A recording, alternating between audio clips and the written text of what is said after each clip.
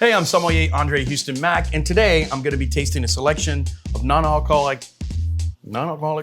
See, like, I'm allergic to it, I can't even say it. Like, it's like.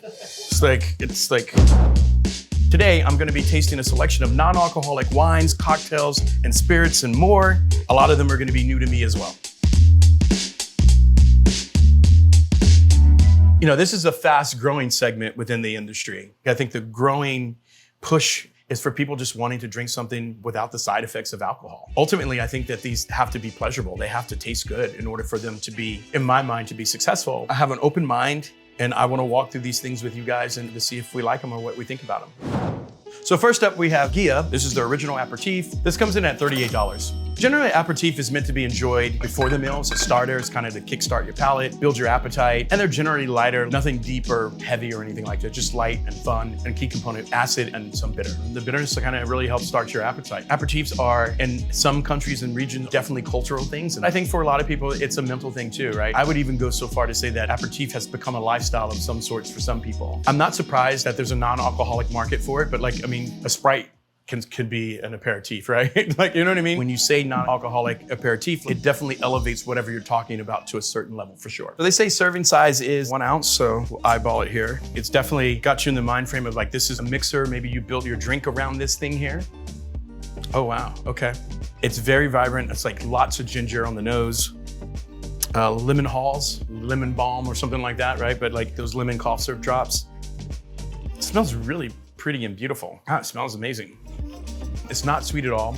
It is very dry and bitter. This is pretty cool. And I have to tell you that like, it would make you think that it has some alcohol in it. It has this bitter component to it, and then it kind of has like a faint thing of like Campari. Like this is not Campari, but you can see how this could be a replacement for that. Wow, it's cool.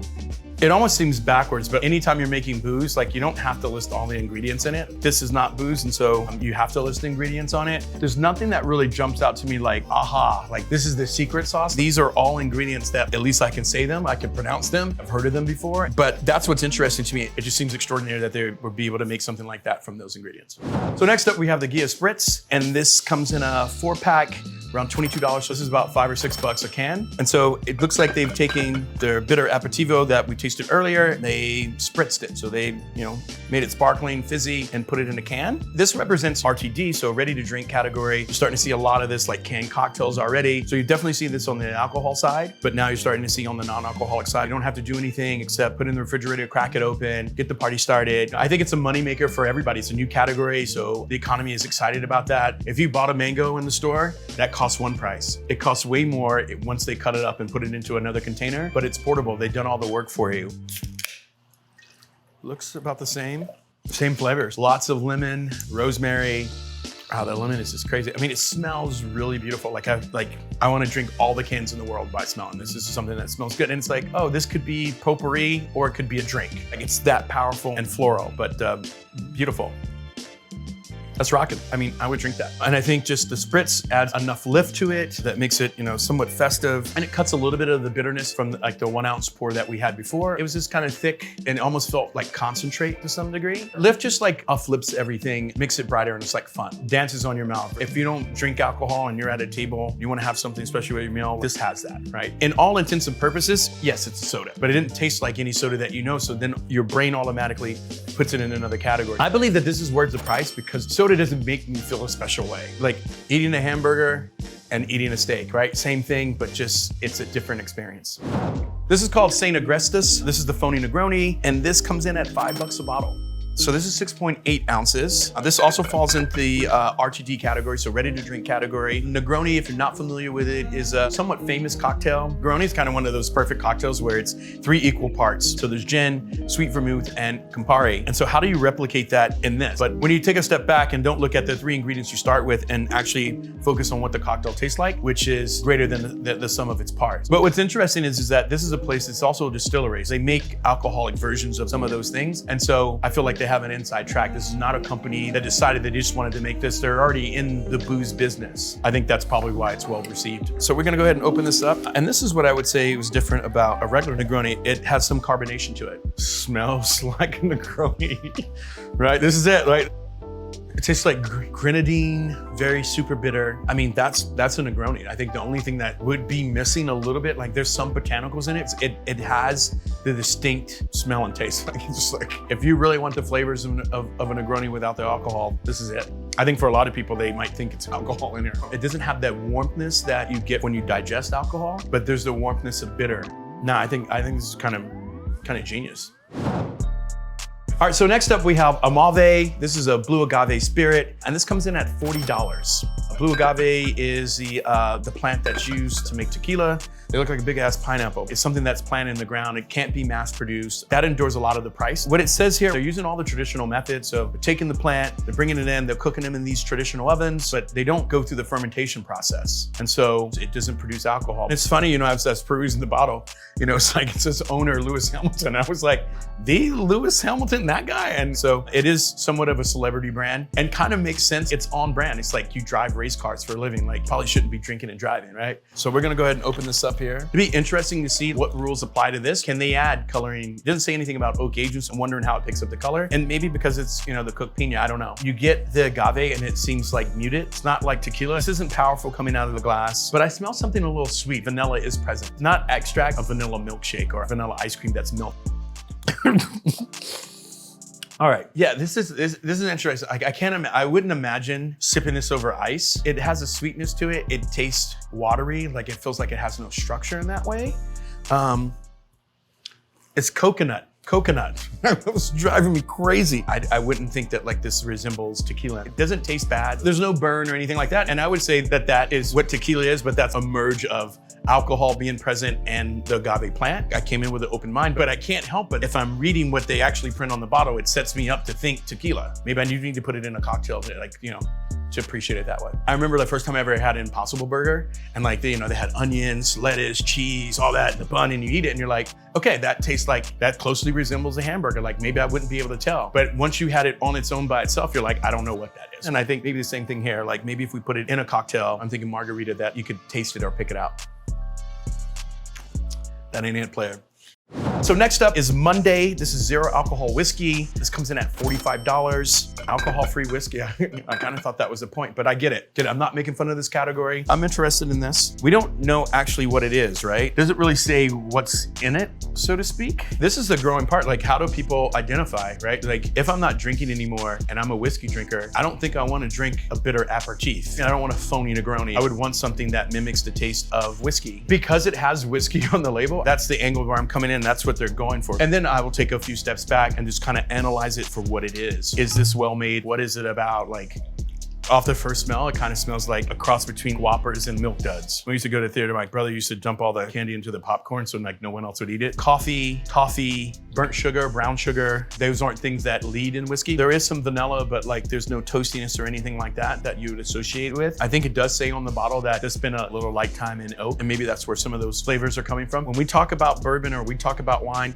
and we talk about all these flavors and things that we find in it, just know that none of those things have been added to it. This is a little bit different in this category because things can be added to it. So when I say toffee and I say coffee, there's a good possibility that those things have been added to these, or extracts or whatever there might be. There's lots of like spice, almost kind of like that burn that you get when you have too much cinnamon on your tongue, and that only really comes at the finish. And then you get, as you breathe in, kind of the toffee and like some of those elements, and maybe sarsaparilla. So it's kind of like a root beer with cinnamon. Just try to put it in layman's terms. If you didn't have that at the end, then it probably just tastes like watered down root beer. I think where the beauty of these things maybe come in is like replacing them with mixers and something else. Like most people just don't sip a bottle. Most people consume it in a cocktail or a way that they like to fix it, and that would be fun. Next up is Seedlip. This is Garden 108, and this comes in at $32 a bottle. Doesn't say it on the bottle. It is kind of mimics the flavors that you would find in gin. Talks about the different botanicals that it's made with. And so I would figure that it would taste very similar to gin, especially, gin is really expressive. And this is a 700 milliliter bottle. A standard bottle used to be 750 milliliters. The government has to approve, the people who approve the labels also have to approve what legal size bottles that you can actually bottle and put spirits in. But during the pandemic, there was a law passed that said that you could actually use 700 mLs. You look at like established brands moving from 750 to 700 milliliters and then keeping the price. There's a lot of different thoughts about it, but there is that thing. And once you start to see it, I'm starting to see a lot of it now. All right, so we're gonna go ahead and crack this open here. All right, that's what I'm talking about. Fresh cut grass, bright, vibrant, just feels alive. Lots of juniper, coriander, cucumber, salt, crushed sea salt, kind of like a salad in a glass.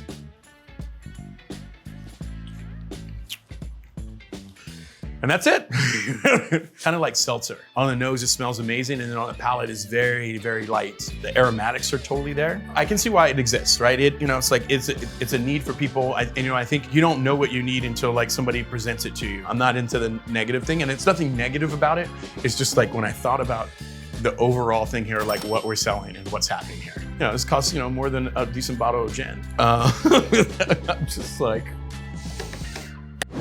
All right, moving right along, we are at Athletic Brewing. So this is Run Wild IPA. This is a non-alcoholic beer. So about $15 a 6-pack, so that comes roughly to about $2.50 a can. I'm familiar with this brand, and to be honest with you, I was just like kind of really blown away. This actually tastes like beer. Non-alcoholic beer has come a long way. It's challenging because they want to make it a different way than they had in the past. I think, anytime that you were thinking about something that was NA or non-alcoholic, the instinct was, how do we take a finished beer and take the alcohol out of it? And that proved to be bad on all levels. Never good. A lot of part of what beer is truly about fermentation. How do you ferment the thing without having any alcohol in it? It says contains less than 0.5% alcohol. There is some type of fermentation happening there, and they figuring out how to cap it in a certain way. I don't know what the process is, and I think they're kind of tight-lipped about it.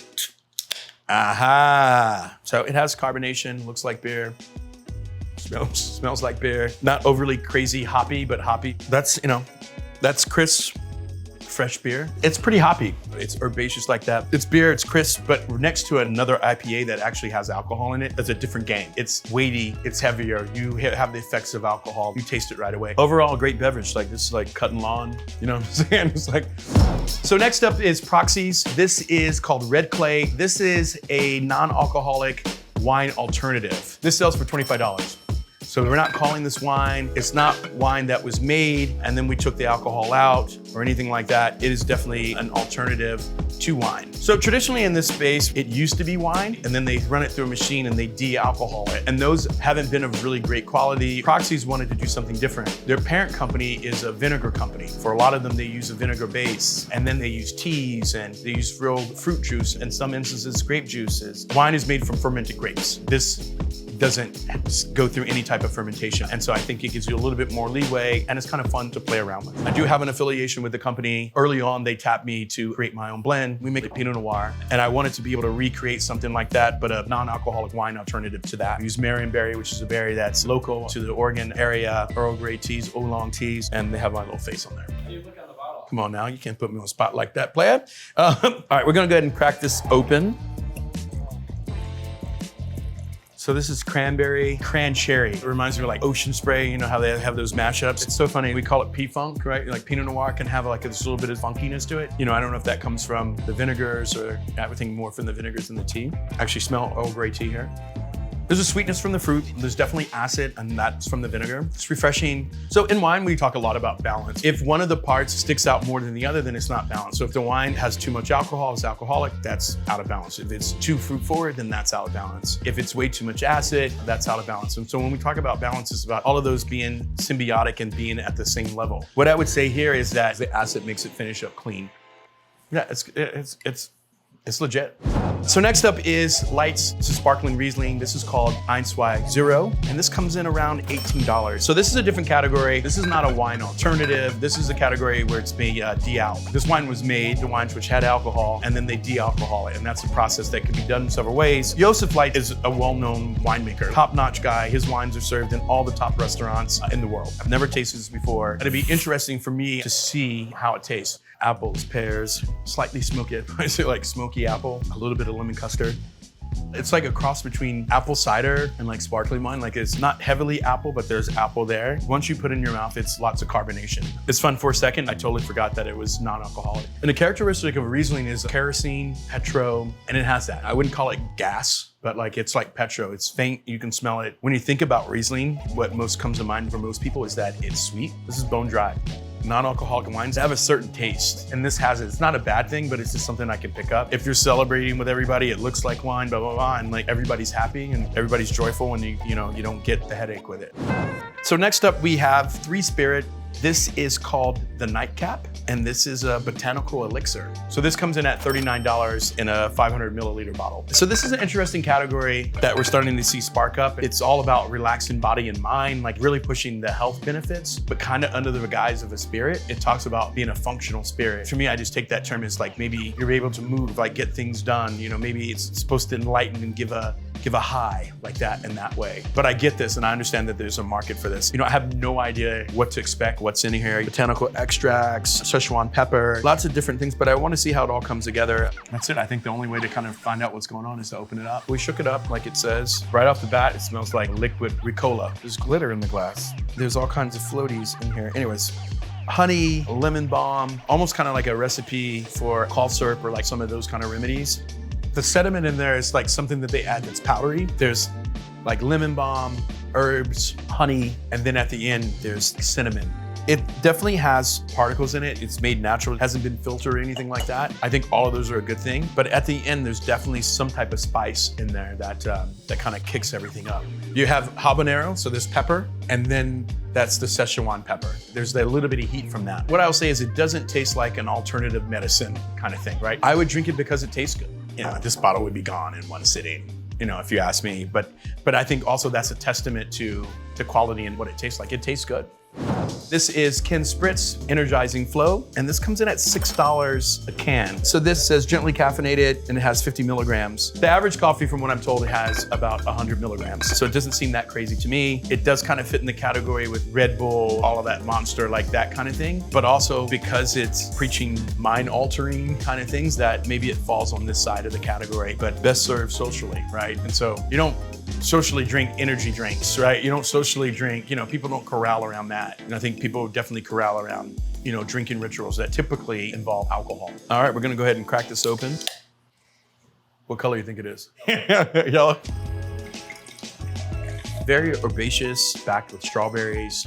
It doesn't taste bad. There's a bitter component, like kind of wild strawberries. Yeah, I'm not sure what to make of it. It tastes like I would be drinking this because I want to get to the finish line. I want the benefit of what this would give me. I don't think that there's much pleasure in drinking it. There wasn't much pleasure in like the first beer I ever had, but like the end goal was to get from point A to point B, like to get to the finish line on how it would make you feel. It doesn't feel like an alcohol alternative, but maybe because it has caffeine in it and that you get that that some people would put it in the category. Next up is Aplós. This is called Arise. This comes in at $44. And this is also labeled as a functional non-alcoholic spirit, an alternative to drinking in your social situations as a brain stimulant. Instead of killing your brain cells with alcohol, you want to enlighten them with this functional non-alcoholic spirit. To me, what it seems like is they're marketing to smart people, right? It's like, this is your secret power. Like, this is how you're going to thrive, right? In those social settings, you're there, you're clear-minded, know what's going on. And at that price point, $44 in a kind of weird bottle size, like 575 milliliters. When you break that down, that's kind of expensive per ounce. I was always taught you can't sell a $800 bottle of wine if you don't have one. All right, so we're gonna crack this open here. After today, I'm gonna be so much smarter than my years, right? It smells like I just walked into like a men's fragrance store. You know when you go in the fancy bathrooms and they have the incense stuck in that thing? Like they're just like so like masculine and strong. That's what it kind of smells like. It's the lemon verbena. This actually smells really good. Like cucumber. On that taste, it tastes like lemon rind. Lots of lemon zest in it. Bitter that kind of grabs a hold of you. Wheatgrass. It smells like it could be sweet, but it's not sweet at all. Feels like there's some heat coming from somewhere. It's not medicinal. And to be honest with you, it tastes, for lack of a better term, it tastes like high fashion. It would be interesting to kind of see the effects of what these have because that's what they're selling you. And otherwise I'd drink water, right? To pay this kind of money, you want to see the outcome of what it's selling you, right? It's like you drink Red Bull, like you want to be energized, right? Like that's what they're selling you. I would keep an eye on it. Like, you know, I think this one you'd have to jump in yourself to see if you felt any effects. It's fun and exciting to witness what's happening. This doesn't happen without a societal change and how we look at our relationship to alcohol and how we look at our relationship with our bodies. And I'm super psyched to be a part of it. This is just the tip of the iceberg. There's so many other alternatives out there and it feels like there's new ones coming every single day. I used to have this job where I worked in the kitchen. It used to be so hot, he didn't have any air conditioner. And he basically said, I can spend the money to get the AC fixed, or you guys can stay back here and drink beer all during out the shift. Because it was so hot, you would sweat it out. And we're like, we're gonna drink the beer, right? And so I don't know if that's legal nowadays,